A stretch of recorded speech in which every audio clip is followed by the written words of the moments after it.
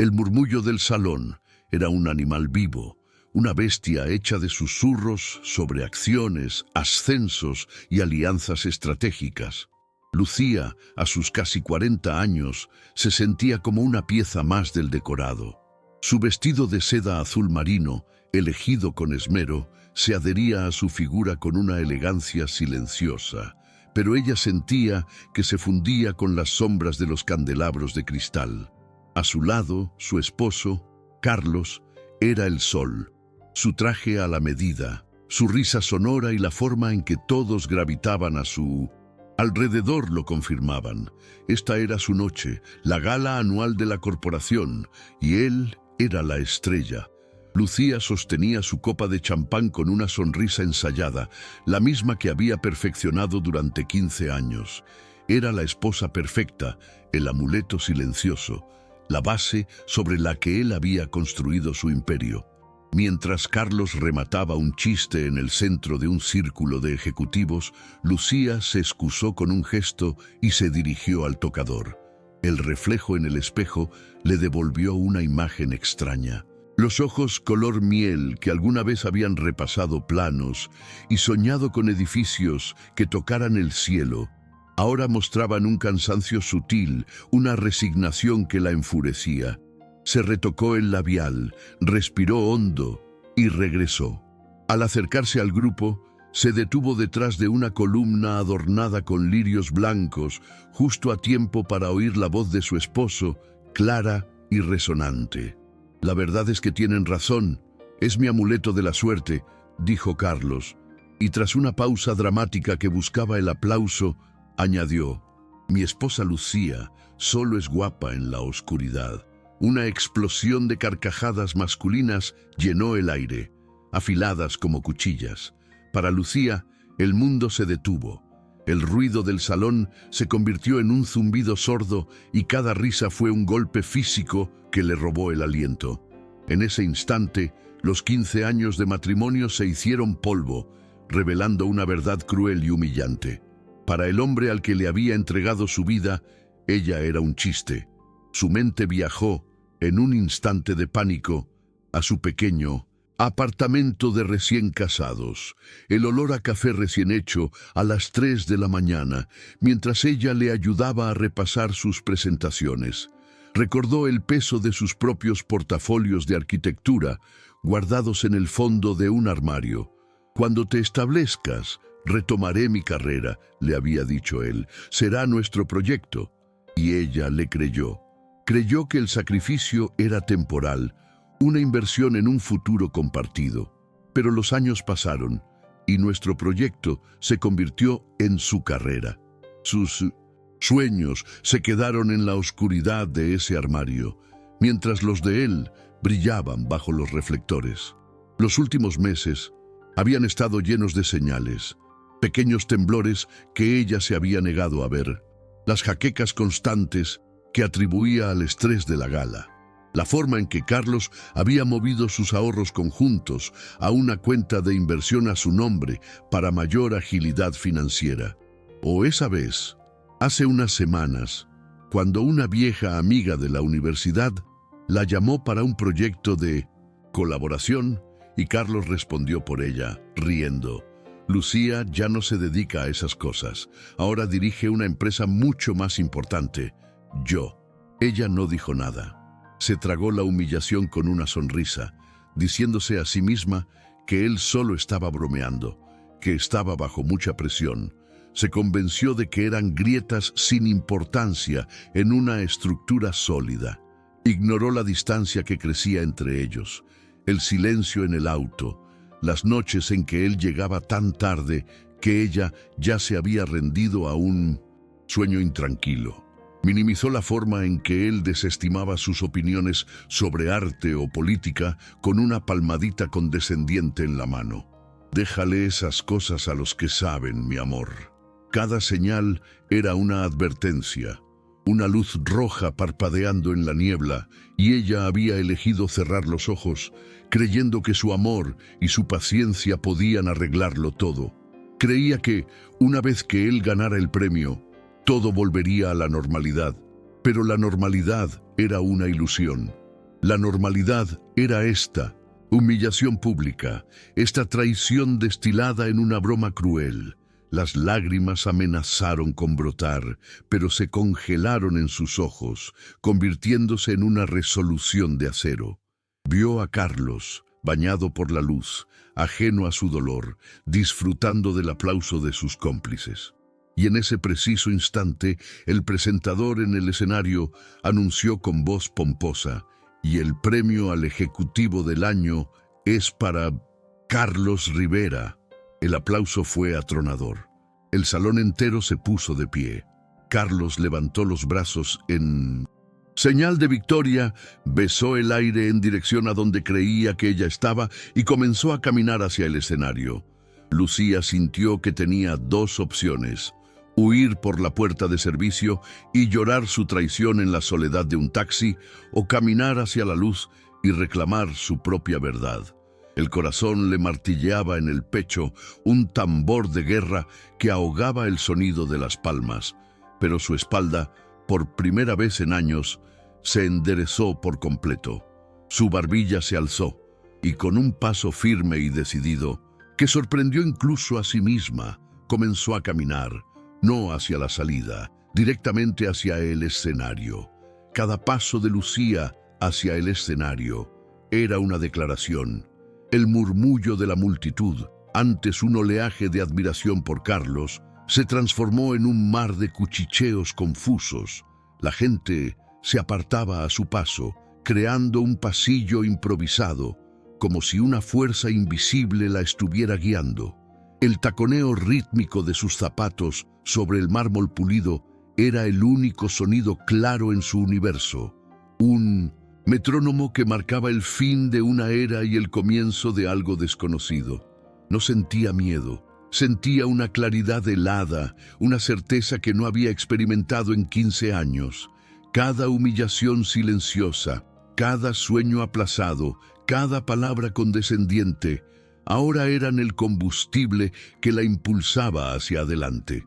Carlos, bañado por la luz de los focos, acababa de recibir el pesado trofeo de cristal. Su sonrisa era un faro de éxito. Vio a Lucía acercarse, y por un instante su expresión fue de pura confusión. ¿Venía a felicitarlo? ¿A compartir su momento? Pero a medida que ella se acercaba, la sonrisa en su rostro se congeló, se resquebrajó y finalmente se desvaneció. Vio algo en los ojos de su esposa que nunca había visto antes. No era amor, ni admiración, ni siquiera tristeza. Era acero. El pánico comenzó a subir por su garganta, un hielo que le robaba el aliento. El hombre que lo tenía todo, de repente, no tenía nada bajo control. Lucía subió los 3 escalones del escenario con una gracia que desmentía la tormenta en su interior. El silencio en el salón era ahora absoluto, denso y expectante. Carlos, paralizado, sostenía su premio como un escudo inútil. Ella no lo miró. Se dirigió al atril y con una mano firme tomó el segundo micrófono, el que estaba preparado para el presentador. No lo arrebató. Lo tomó con una delicadeza que era, en sí misma, una demostración de poder. Se acercó a él y el leve zumbido del sistema de sonido fue lo único que rompió el silencio. Ajustó el micrófono a su altura. Su mirada recorrió lentamente a la audiencia, a los cientos de rostros que la miraban fijamente, los mismos que se habían reído de ella minutos antes. Finalmente, posó sus ojos en su esposo. Su voz, cuando habló, no tembló. Salió clara, serena y resonante. Quisiera añadir unas palabras, comenzó, y una sonrisa casi imperceptible se dibujó en sus labios. Carlos tiene razón en una cosa que le escuché decir hace un momento. Gran parte de nuestro éxito se ha construido en la oscuridad. Un murmullo recorrió la sala. La confusión era palpable. Carlos la miraba con los ojos desorbitados, suplicando en silencio, pero Lucía no se detuvo. Se construyó en la oscuridad de las noches en vela, mientras él preparaba sus proyectos y yo le preparaba café y revisaba cada línea de sus informes. en la oscuridad de un cine al que nunca fuimos porque él tenía una reunión de último minuto. Y sobre todo, hizo una pausa, dejando que cada palabra aterrizara con el peso de la verdad. En la oscuridad de mis propios sueños, los planos que nunca dibujé, los edificios que nunca construí, los guardé en un armario para que los suyos pudieran brillar bajo estas luces. Su mirada no se apartó de la de él. El pánico en el rostro de Carlos se había transformado en una pálida máscara de derrota. El público estaba cautivo, inmóvil. Pero esta noche, parada aquí, me he dado cuenta de algo fundamental. Su voz ganó una nueva fuerza, una vibración de descubrimiento y liberación. Mi luz no necesita oscuridad para ser vista y definitivamente no necesita su permiso para brillar. Dejó el micrófono en el atril con la misma suavidad con la que lo había tomado. No hubo un golpe, no hubo un gesto de rabia. Solo una finalidad tranquila y devastadora. Se dio la vuelta y sin dirigirle una última mirada a Carlos, bajó del escenario. No miró atrás. Caminó a través del salón en un silencio sepulcral. Con la cabeza en alto, sintió cientos de miradas sobre ella, pero, por primera vez en su vida, no se sintió juzgada. Se sintió vista. Se sintió libre. Cada paso la alejaba más de la mujer que había sido, la sombra silenciosa, el amuleto de la suerte. Carlos quedó solo en el escenario, una estatua de humillación pública. El trofeo en su mano de repente pesaba 1 tonelada. Su imperio, construido sobre el sacrificio invisible de Lucía, se había derrumbado en menos de 1 minuto, expuesto por la simple y demoledora fuerza de la verdad. Las puertas del salón se abrieron para Lucía y el aire fresco de la noche la recibió como una bienvenida. Era el primer aliento de su nueva vida.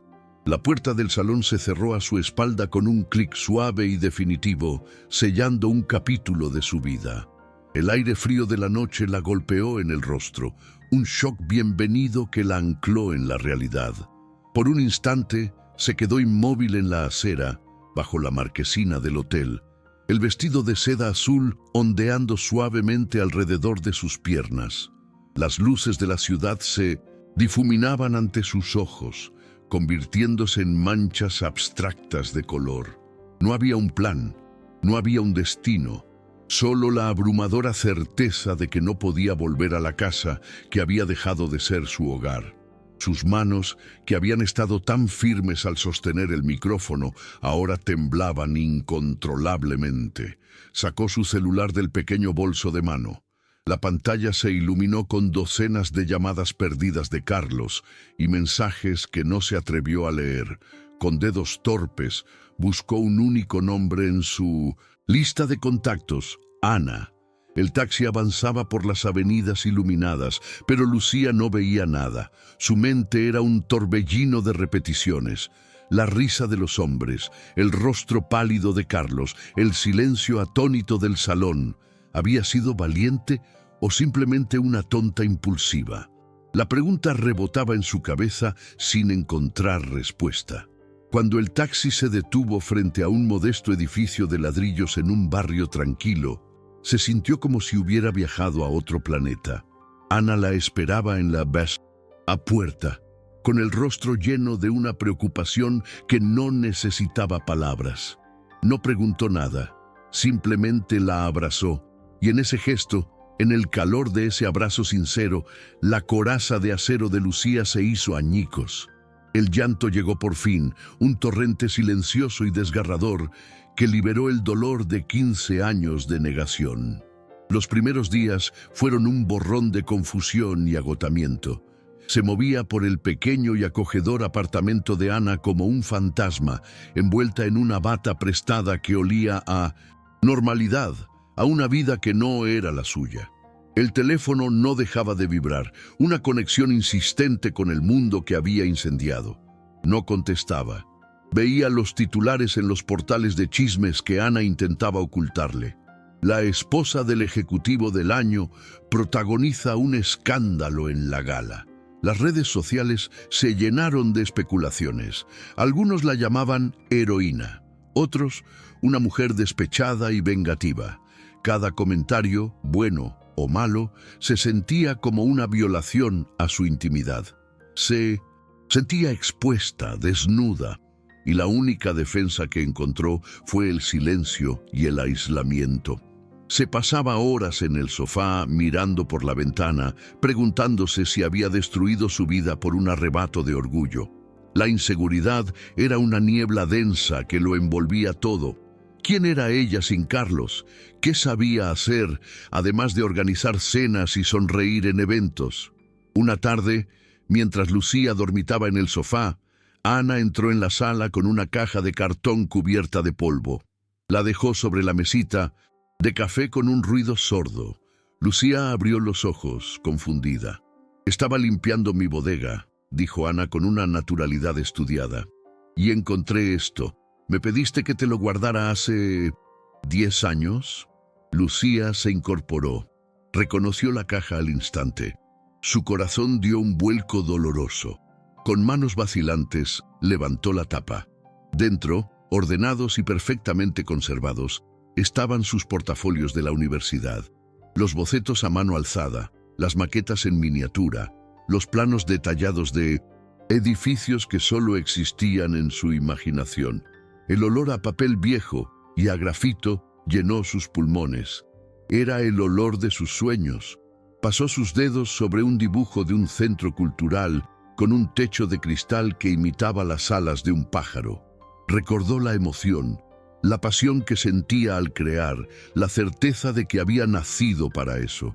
Una oleada de algo que no era tristeza ni rabia, sino una profunda nostalgia por la mujer que había sido, la recorrió por completo.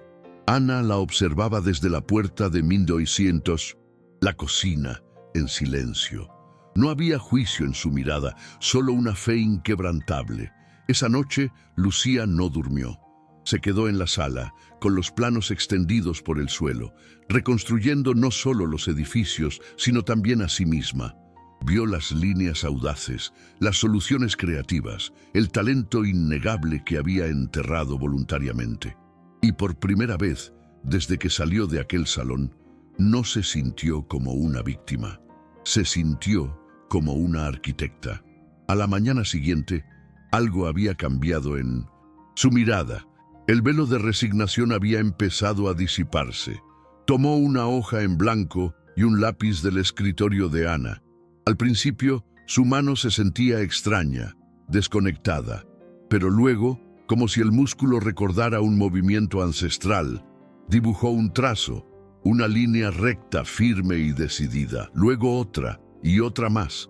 No era un edificio, no era un proyecto, era una afirmación, era la primera piedra de su nueva vida. Cogió su celular, ignoró las docenas de notificaciones y buscó un número que no había marcado en años. Sofía, su antigua compañera de la universidad, la misma que le había ofrecido un proyecto hacía unas semanas y a la que Carlos había despachado con una broma. Respiró hondo y marcó. La voz al otro lado de la línea sonó sorprendida, pero cálida. «Lucía, qué bueno saber de ti. Estaba pensando en llamarte». Lucía cerró los ojos y por primera vez su voz no tembló. «Sofía», dijo, con una calma que nacía de las ruinas. «Quería saber si esa oferta de colaboración sigue en pie». Hubo un silencio al otro lado de la línea, un lapso de apenas 2 segundos que para Lucía se sintió como una eternidad. Podía oír la respiración de Sofía, la sorpresa contenida. «Claro que sigue en pie», dijo finalmente, y su voz era una mezcla de cautela y calidez. «De hecho, es más urgente que nunca. ¿Puedes venir a mi oficina mañana?» El nudo en el estómago de Lucía se apretó, pero también sintió una chispa de algo que creía extinto, la adrenalina. «Estaré allí», respondió, su propia voz sonando extraña, como la de una desconocida. Al día siguiente, parada frente al moderno edificio de cristal y acero que albergaba Vargas Asociados, Lucía se sintió diminuta. Su traje sastre comprado hacía años para una de las cenas de Carlos, se sentía como un disfraz. ¿Qué estaba haciendo allí? 15 años eran una vida entera en el mundo de la arquitectura.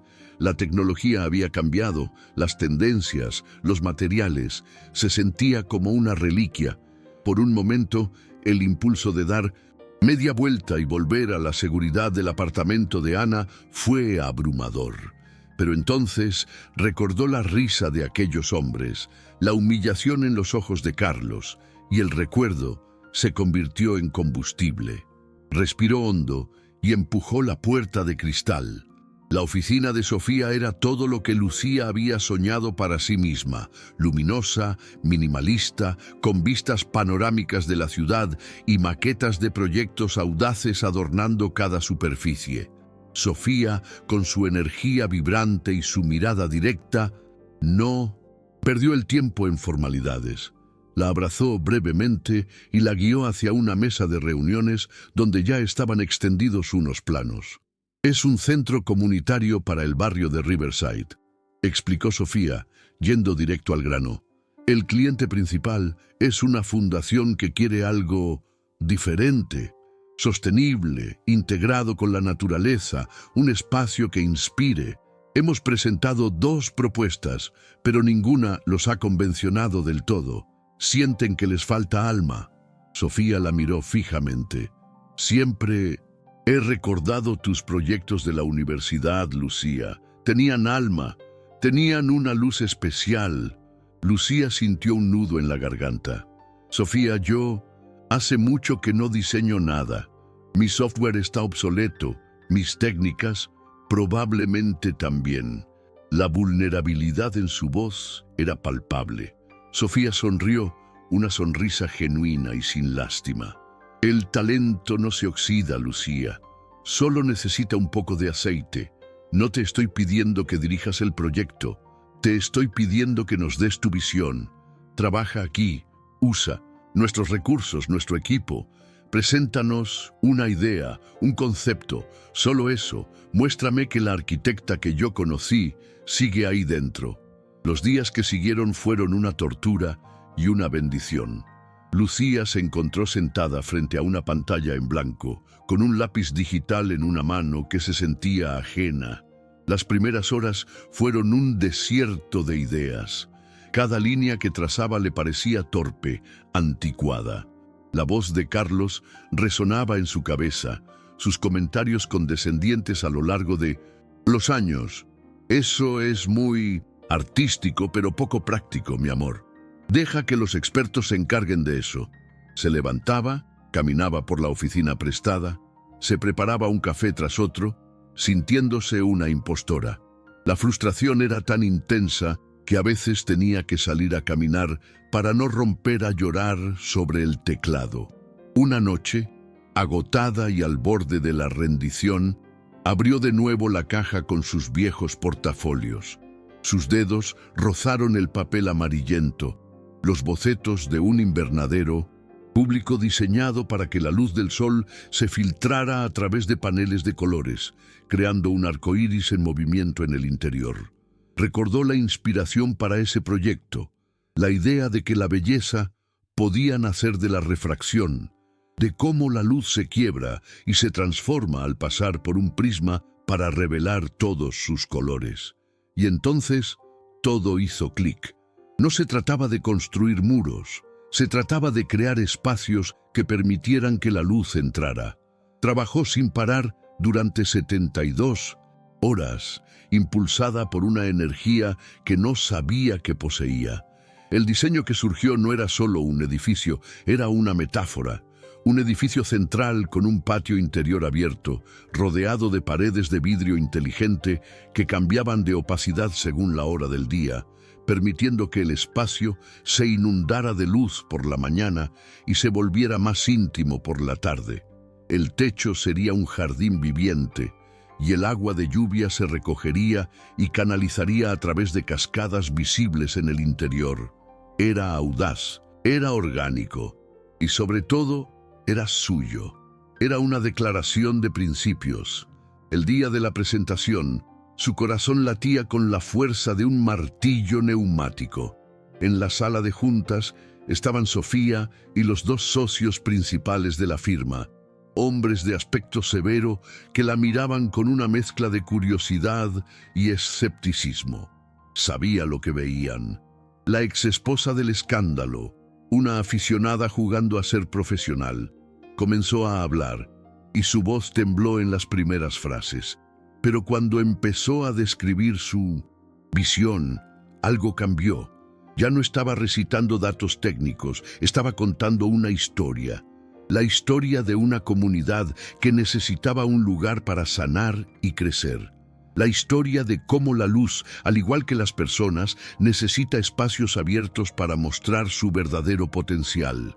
Habló de la transparencia, de la sostenibilidad, de la conexión. Sus manos, antes temblorosas, se movían con seguridad por la pantalla, señalando cada detalle de la maqueta digital.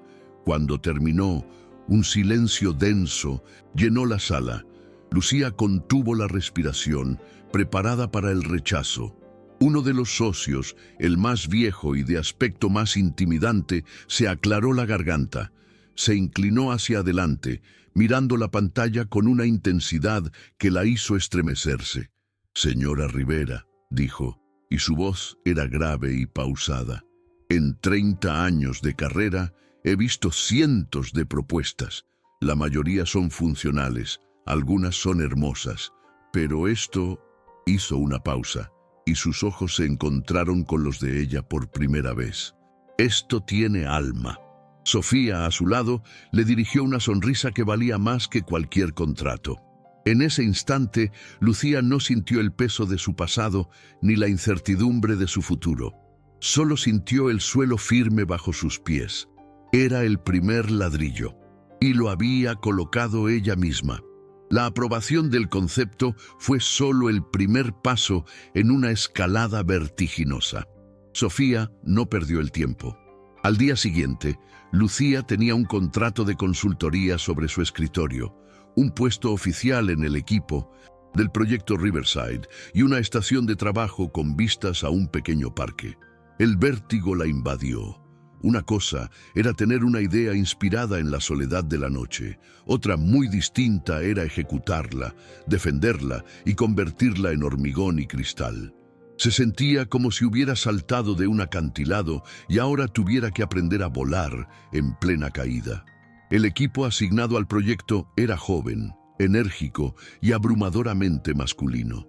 Hablaban en un lenguaje de software y reglamentos de construcción que para ella sonaba a extranjero. El líder técnico, un arquitecto joven y brillante llamado Marco, la miraba con una cortesía tan gélida que resultaba más insultante que la hostilidad abierta. Para él, ella era un capricho de la jefa, la exesposa de, un elemento decorativo con una idea bonita, pero sin el conocimiento técnico para llevarla a cabo. En las reuniones, él se dirigía a ella con una paciencia condescendiente, explicando conceptos básicos como si le hablara a una niña. «Verás, Lucía, el cálculo de la carga estructural aquí es un poco más complejo que solo dibujar algo que se vea bien». Ella apretaba la mandíbula y asentía, tragándose la humillación. Sabía que las palabras no servirían de nada. Solo el trabajo podría hablar por ella. Así que se sumergió en el trabajo con una ferocidad silenciosa. Se quedaba hasta tarde, mucho después de que todos se hubieran ido, devorando tutoriales en línea de los nuevos programas de diseño. Su cerebro, adormecido durante años, se despertó con avidez. Llenó cuadernos con cálculos, bocetos y notas. Le pedía ayuda a los asistentes más jóvenes, sin orgullo, admitiendo su ignorancia para poder aprender más rápido. Poco a poco, el lenguaje técnico empezó a tener sentido. Las líneas en la pantalla comenzaron a obedecerla de nuevo. Estaba recuperando el control, no solo del proyecto, sino de su propia mente. Una tarde, al salir del edificio, lo vio. Carlos estaba apoyado en su auto de lujo, el mismo que habían elegido juntos. Se veía más delgado, con ojeras que su bronceado no podía disimular. Por un segundo, el corazón de Lucía se detuvo. El viejo instinto de correr hacia él, de arreglarlo, de calmar su dolor, luchó por salir. Pero fue solo un eco, un fantasma del pasado. Se detuvo a una distancia segura. «Lucía, por favor», comenzó él. Su voz era un susurro ronco que no encajaba con el hombre poderoso que recordaba. «Tenemos que hablar. Cometí un error, un estúpido, horrible error. Estaba borracho, estaba presionado». Ella lo escuchó en silencio, sin interrumpir. Ya no sentía rabia, solo una tristeza profunda y distante, como si observara una escena de una película antigua. «¿Un error?», repitió ella finalmente, su voz tranquila. «No, Carlos, no fue un error. Fue la verdad de lo que has pensado durante años, dicha en voz alta por primera vez, y te lo agradezco». Él la miró, completamente desconcertado. «¿Me lo agradeces?». «Sí, porque me despertaste. Ahora, por favor, no vuelvas a buscarme. Estoy trabajando. Estoy construyendo algo». Su tono no era duro ni vengativo. Era un simple enunciado de un hecho. «¿Construyendo qué? ¿Este jueguito de la oficina?», dijo él, y un destello de su antigua arrogancia apareció. «Lucía, tu lugar está conmigo, en nuestra casa. Deja esta fantasía y vuelve a casa». Ella sonrió, una sonrisa genuina pero sin alegría. «Mi casa ya no existe, Carlos. Y mi lugar lo estoy construyendo yo misma, bloque por bloque». Se dio la vuelta y se alejó sin mirar atrás, dejando que el silencio fuera su respuesta final. Esa noche, por primera vez, no soñó con él. El punto de inflexión en la oficina llegó una semana después. El equipo se enfrentaba a un problema con el sistema de recolección de agua de lluvia. El diseño de Marco era eficiente, pero implicaba una serie de tuberías y tanques antiestéticos que rompían por completo la armonía del patio central. Llevaban 2 días discutiendo sin encontrar una solución. Lucía, que había estado escuchando en silencio, se acercó a la pantalla principal. «¿Y si no lo ocultamos?», dijo en voz baja. Todos se giraron para mirarla. «¿Y si lo celebramos? ¿Si convertimos las canaletas en cascadas de vidrio que recorran las columnas del patio? El sonido del agua sería parte del ambiente. Los niños podrían verlo. Convertiríamos un sistema funcional en una obra de arte. Enseñaríamos sostenibilidad en lugar de esconderla». Hubo un silencio. Marco miró la pantalla, luego a Lucía y luego de nuevo a la pantalla. Sus ojos, antes llenos de escepticismo, ahora mostraban un destello de asombro. Cogió el lápiz digital y, siguiendo las indicaciones de Lucía, comenzó a trazar las líneas de la nueva idea. Funcionaba. Era brillante. Era la pieza que faltaba. Se giró hacia ella y por primera vez la miró como a una igual. «Es una gran idea, Lucía», admitió. Y en esas 5 palabras, ella sintió que había ganado una batalla mucho más importante que cualquier discusión. Un viernes por la tarde, una notificación apareció en la pantalla de su celular. Era un depósito de Vargas Asociados. Su primer sueldo en 15 años. Se quedó mirando la cifra, que no era ni una fracción de la asignación mensual que Carlos le daba. Pero ese dinero era suyo. Lo había ganado con su mente, con su esfuerzo, con sus noches en vela. Sintió que el aire entraba en sus pulmones de una manera diferente, más profunda. Al salir de la oficina, en lugar de tomar el metro, caminó hasta una pequeña librería que siempre le había gustado. Compró un libro de tapa dura sobre arquitectura japonesa y se sentó en una cafetería a leerlo, pidiendo el capuchino más caro del menú. Fue el café más delicioso que había probado en su vida. Era el sabor de la independencia. Empezó a forjar nuevas alianzas, lazos basados en el respeto mutuo, no en la dependencia. Almorzaba con Sofía, no para hablar de sus problemas, sino para debatir sobre nuevas tendencias en urbanismo. Marco ahora buscaba su opinión en las decisiones de diseño. Incluso los socios la saludaban por su nombre en los pasillos. Ya no era una sombra, una extensión de alguien más. Era Lucía. la arquitecta. El último paso fue el más práctico y de alguna manera el más liberador. Se reunió con una abogada, una mujer de mirada inteligente y trato directo. Le explicó su situación con una calma que la sorprendió a sí misma. No pidió venganza, ni una guerra encarnizada, solo lo que era justo. La mitad de los bienes que habían construido juntos. Su libertad. Al salir del despacho, con los papeles del divorcio en su bolso, la ciudad le pareció más brillante.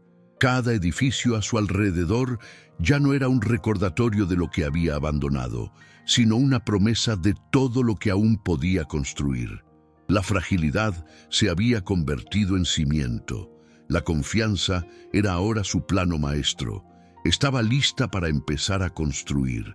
2 años después, el aire en el estudio de Lucía olía a café recién hecho, a papel de alta calidad y a la promesa de la madera recién cortada de las maquetas. No era una oficina corporativa imponente. Era un espacio íntimo y luminoso en el segundo piso de un edificio restaurado, con paredes de ladrillo visto pintadas de blanco y un enorme ventanal que inundaba todo de luz natural. Era suyo, cada silla, cada computadora, cada lápiz. En el centro de la sala, sobre una gran mesa de roble, reposaba la maqueta final de su segundo gran proyecto. Una biblioteca pública con un techo de cristal retráctil. Lucía, vestida con unos pantalones de lino y una sencilla blusa de seda, se movía por el espacio con una autoridad tranquila que nunca antes había poseído.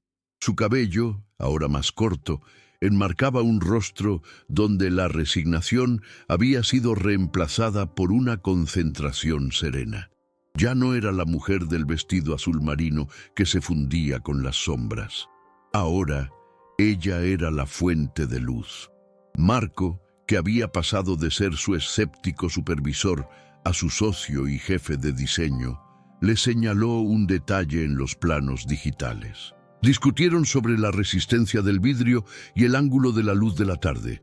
Su intercambio era rápido, eficiente, lleno del respeto que nace del talento compartido. El centro comunitario de Riverside era ahora una realidad tangible. Se había convertido en el corazón del barrio, un lugar vibrante donde los niños leían bajo las cascadas de vidrio y los ancianos practicaban yoga en el jardín del techo.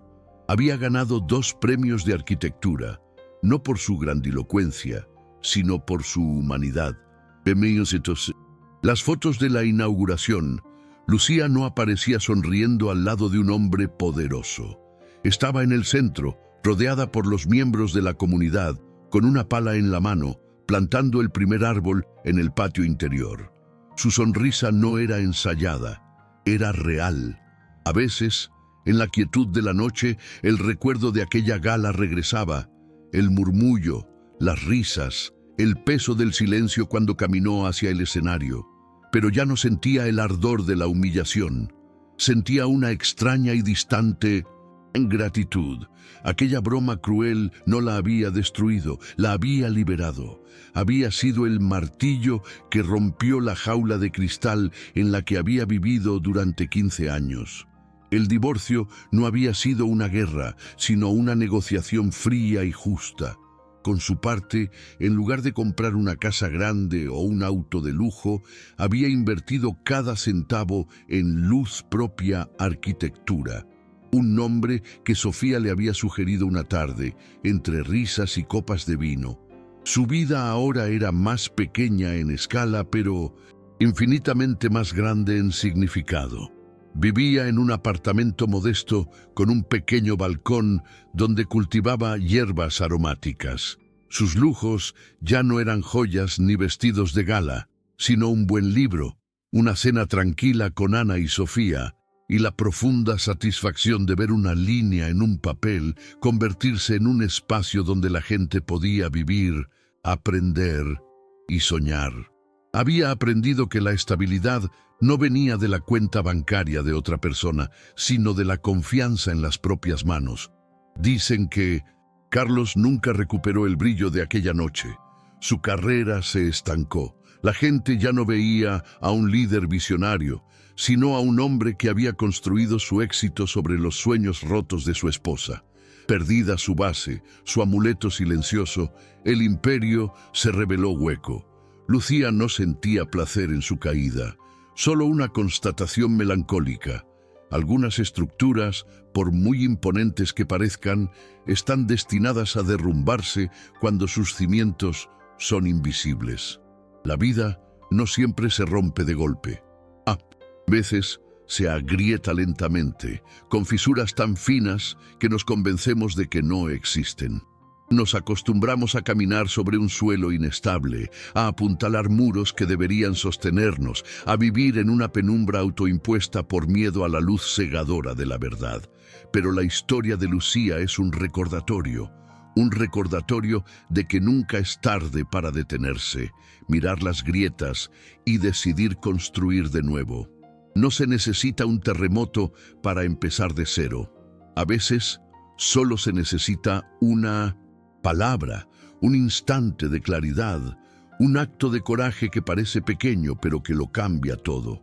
Reconstruir no es fácil.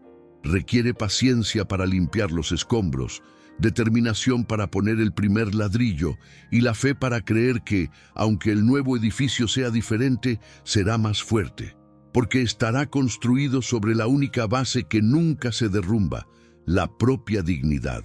Lucía apagó las luces del estudio.